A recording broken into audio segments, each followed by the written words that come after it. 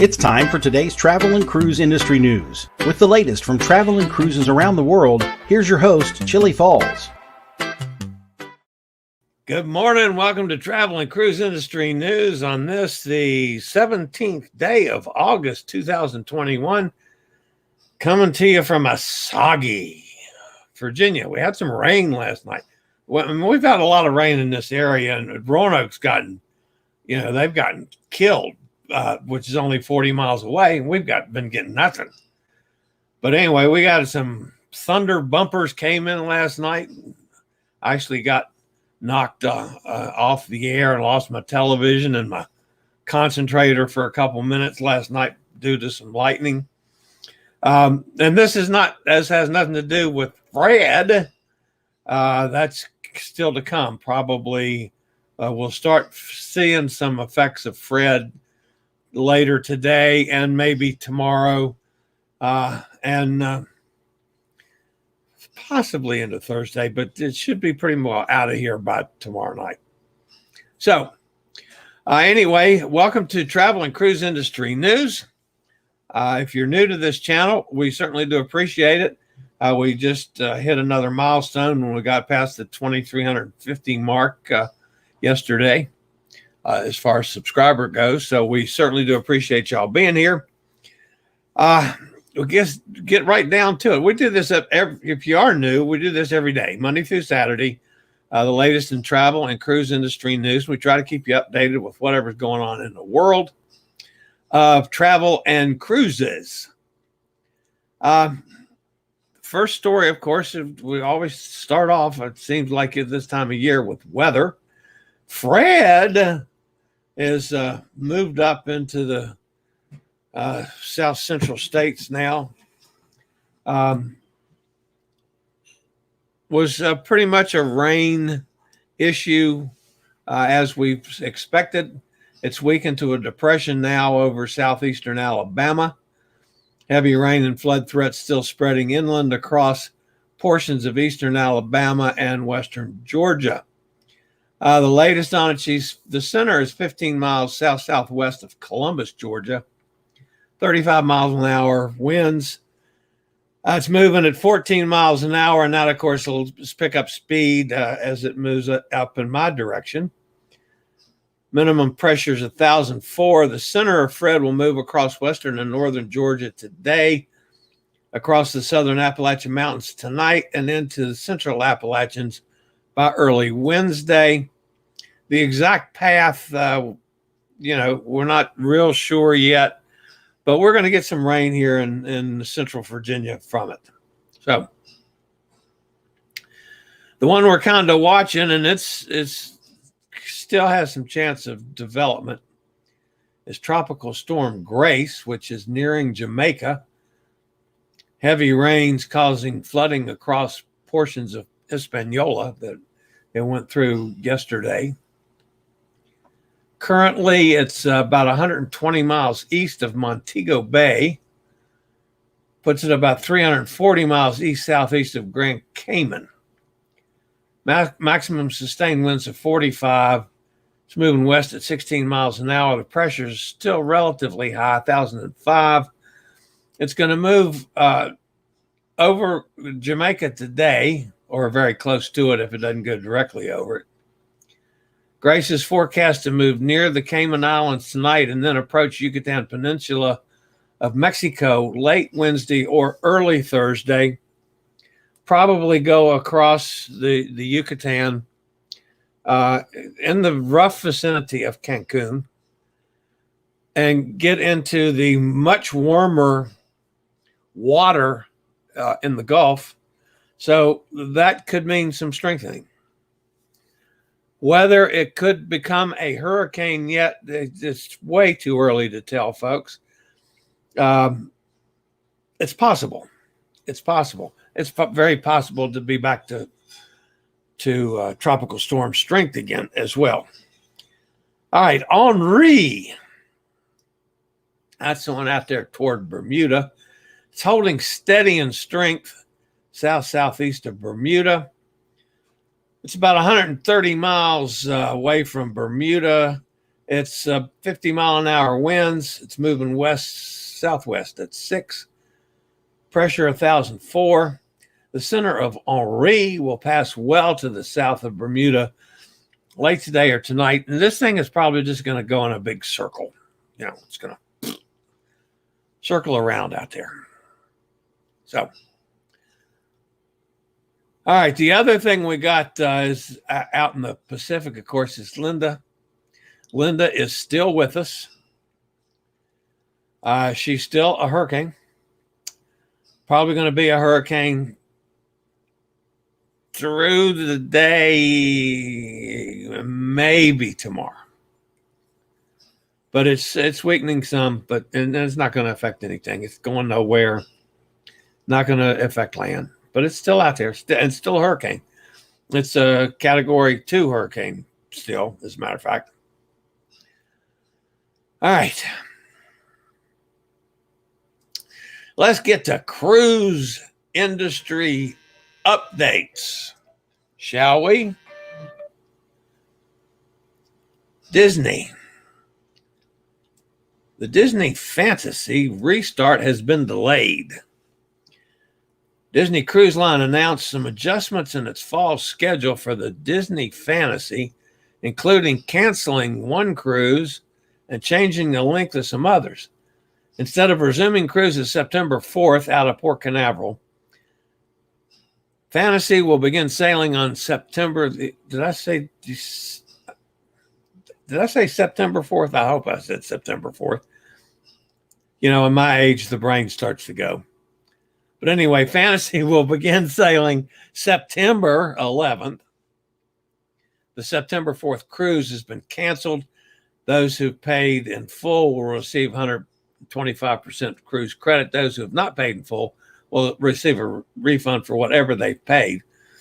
4 other cruises of the ship have been converted from 7-night sailings to 4-night sailings for the following dates. September 11th will now be 11th to the 14th. The 18th, September 18th sailing will be 18th to the 21st. The 25th sailing will be the 25th to the 28th. And the October 2nd sailing will be October 2nd to the 5th. The new 4-night itineraries will feature 2 stops at Disney's private island in the Bahamas called Castaway Key. There will be no other port stops on these sailings. Now, I'm not sure why, and there was no explanation from the company as to why they're doing this, unless there has something to do with the fact that they're not comfortable yet to do 7 days, although they're doing it with their other ships. This one's kind of a little baffling that they've done this, unless they're seriously looking at doing short cruises as opposed to longer cruises. I don't know. No reasons were given. It's silly to speculate. But that's what they pay me for, is to speculate. Do they pay me? Oh, no, they don't. Okay. MSC, pretty cool story here. Actually, yesterday, they celebrated an anniversary. 12 months of cruising. It was August 16, 2020. We saw the MSC Grandiosa sail from Genoa, marking the first time a cruise ship was operational during a worldwide pandemic. They proved that the protocols work and the cruising can be carried off safely. Hats off to MSC for what they've done over this past year, literally for all of us and for the cruise world in general.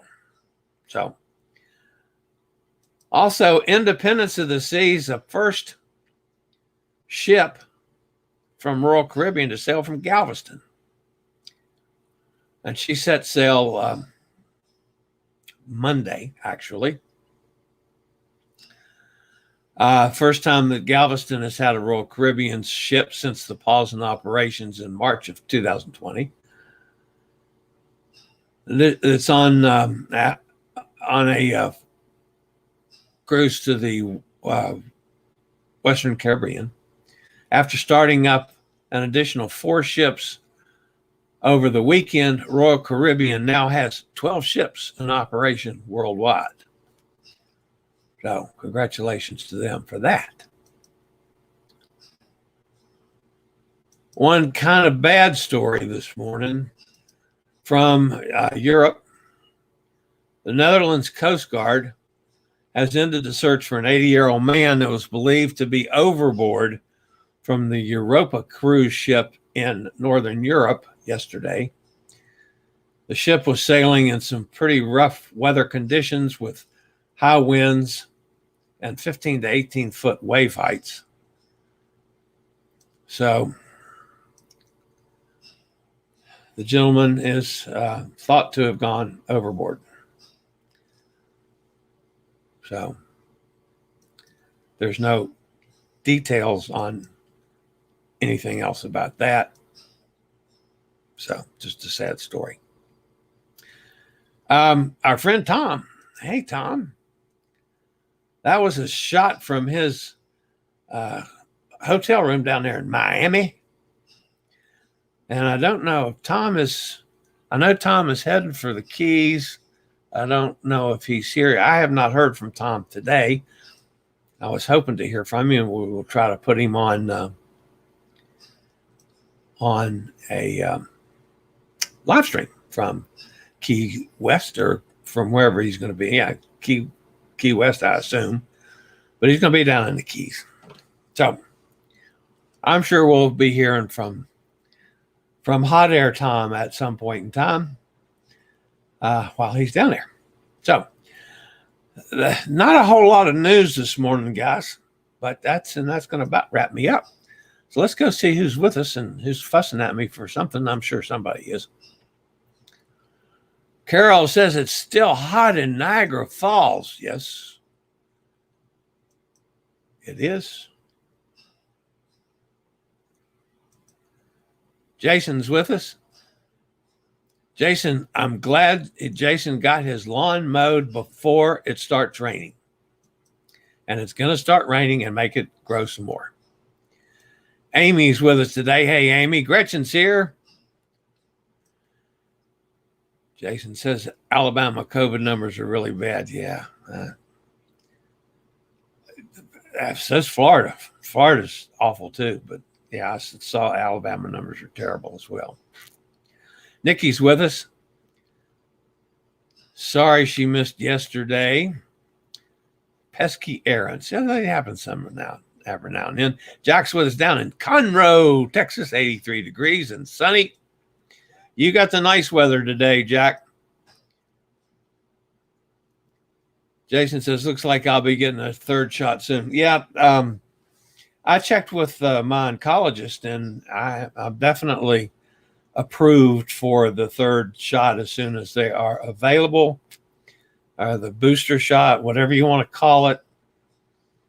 Of course, I've considered because I have immune deficiency. Well, I don't know what the hell is one of those terms. Immune compromised, or anyway, because of the whole cancer thing. So, yeah, I'm approved for it. So as soon as it's available, I'll be trotting over to the cancer center and getting poked again. And again, folks, and I know that news is going to take the vaxxers back to complaining about vaccinations to start with. But it's still, we're so much better off with the vaccine. I do believe that. And if you should still get COVID, it's going to be so much milder than if you had no vaccine. So people, go get your vaccine. Jason says, nobody's going to sail on a short Disney cruise. Well, that's the first thing I thought of too. Why are they doing this? And I don't know. Unless there's something from the CDC possibly, but I mean, there's been just no information on it. And this one just absolutely doesn't make sense to me why they're doing that. Jason says, Hot Air Tom live. He'll watch. Well, I'm hoping we do that. He could be traveling today. It's unusual that he's not been here. I wasn't sure when they were actually going from Miami to the Keys. I know he's told me, and I just, again, at my age, you start forgetting things. Because I'm older than dirt. Some dirt. So, all right, guys, that's going to wrap me up for today. Short day for me. By the way, Thursday, all of you know I'm going in for surgery Thursday. I am probably going to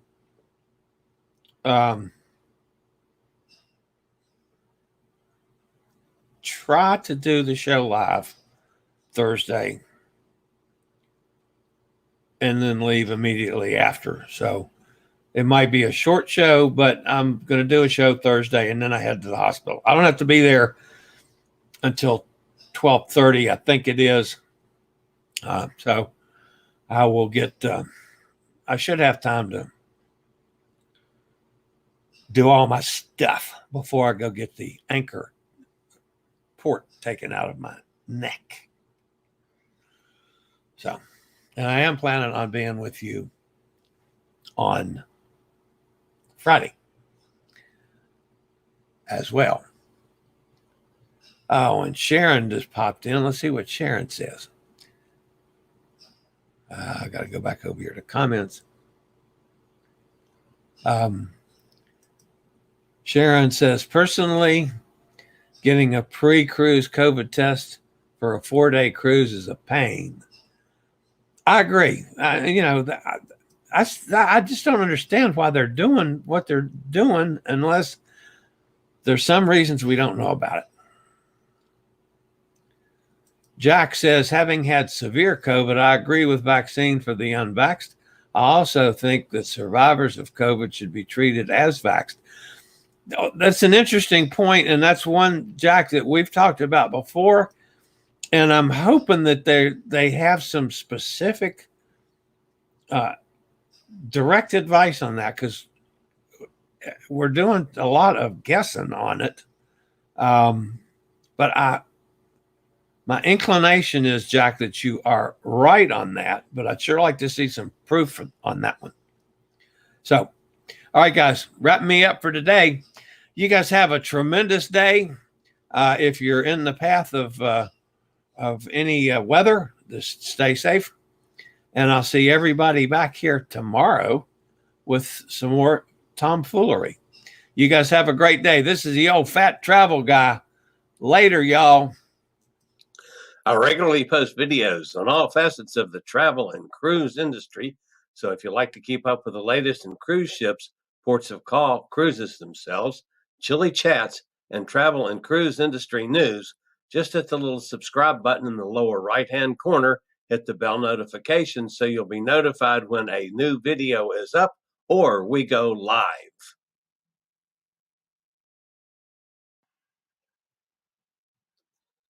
This video was produced by Chillie's Cruises.